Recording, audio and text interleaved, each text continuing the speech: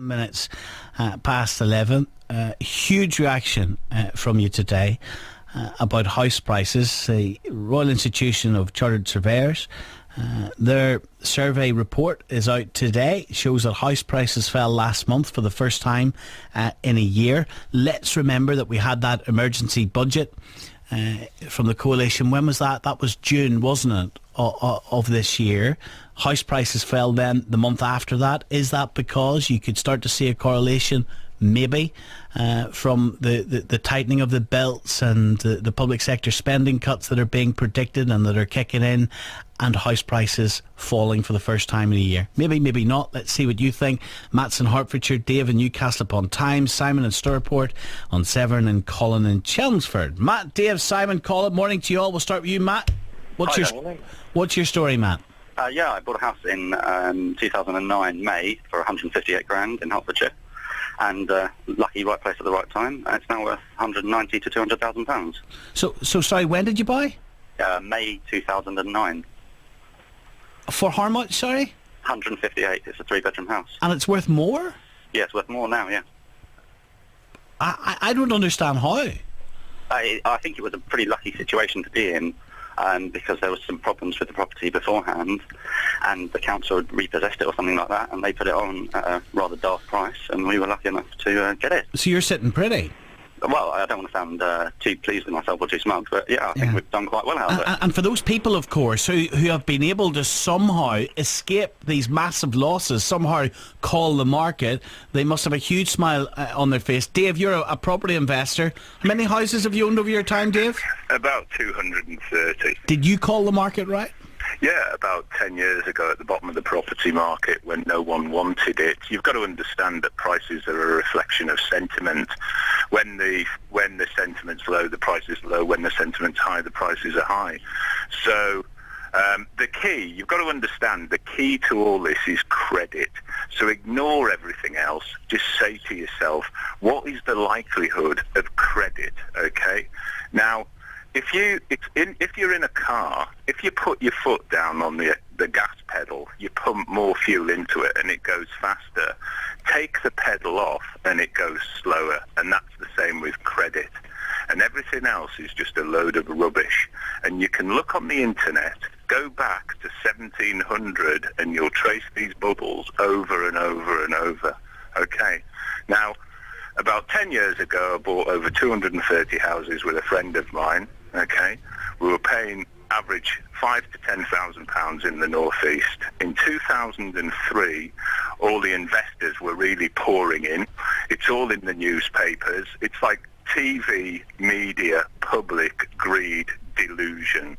Delusion is that property will go up forever. Okay. So what happened then was, in about 2005, we decided to weed the garden. Just like a vegetable patch, you don't pull everything out, you just pull out all the rubbish, pay the debt off, and you're left with the better stuff, okay? So what happened was we ended up with a lot of decent property with no debt on it. Then 18 months later... Well, that was great for the people you sold the rubbish to, wasn't it? Right. Well, the thing is, you see, you keep saying, we were told it, the estate agents told us. We were. Okay, that is right. That is just like going into a garage. Of course you were told that. He's a salesman, right? It's just like going into a Ford garage and the man and saying, but the man told us. No, Dave, I don't buy that. And let me tell you why.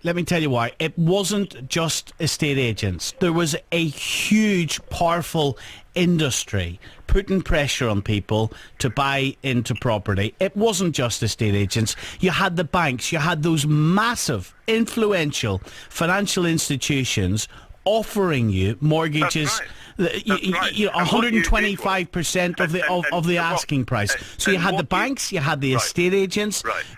And what you did, and what lots of other people did was you looked for reasons to reinforce the things that you did were correct. We've all done it. But right? Dave, So you also had to the people to reinforce that your decisions. But Dave, you would give me going out this. and buying a house. That's like going to a salesman and saying, morning, No. saying, do you think I'm doing the right thing? But Dave, are you trying... Right, did it never... Can I ask you this question?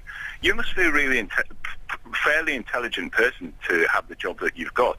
Did you never, ever think to yourself, when you walked into an estate agent, hang on, I'm asking the advice of somebody who's in a job that doesn't need any qualifications. Most of the estate agents that I ever see, and by the way, you should never buy in an estate agent, and you should never buy in an auction either. Did you never ever think to yourself, hang on, if you look does at 20-year-old blonde-haired girl actually know anything? Dave, if you look at basic human psychology, a lot that drives a human being, all right? Well, you could say greed or fear. Or fear. Oh, hold on. Give me a shout here. Give me a shout. One second. You're not letting me... If I'll explain to you quickly how this works. So it starts off, imagine the bottom of the cycle, the smart money gets in. When does the smart money get in? When it's value. When is it value? When you can get a profit on the cost of debt. So if you could buy a house for, say, 20,000 quid, if the rent was 400 a month and the mortgage was 100, you're making 3.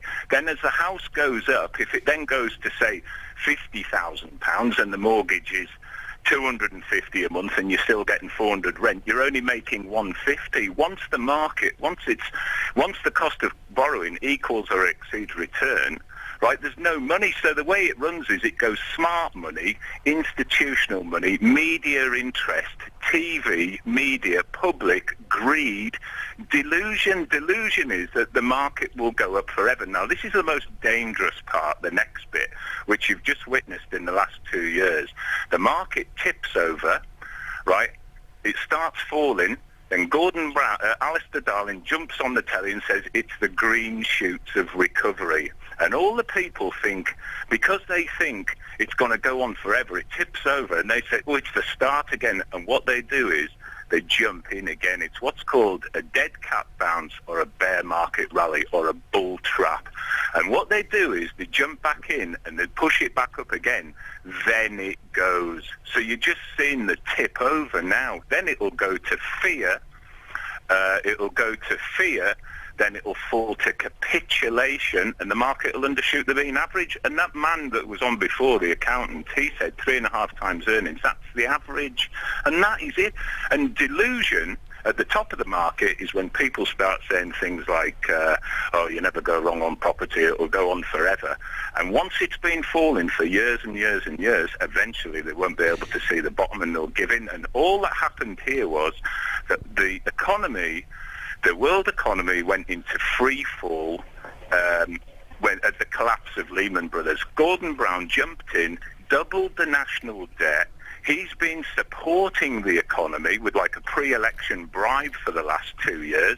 You've got record low interest rates, the lowest interest rates since 1694, right? You've got schemes. The banks don't want to repossess their enormous property. But if we look, he's supporting it. All right. But if we look at a bit of free fall, he's been supporting the economy with pre-election bribes. The Tories have come in and they've got no choice, and they will manage the decline. Okay, but and they'll probably manage it. And if you want to know what's going on here, nobody actually knows. The only thing anyone can tell you with any real certainty is the direction. If you want to have a look, have a look at what happened in the Great Depression and what happened in Japan. I need to give you your own show, mate. You're a great talker. Thank you, Dave. All you need to do is look on the internet. Don't you start again now. I've got to go to Nick with a travel. All you need to do is, but what you did was, you're saying, but the salesman told me. Of course he told you it was the right thing to do. From as far back as Thatcher, for goodness sake, we were being driven, weren't we? We were being driven from that Thatcher era, the right to buy,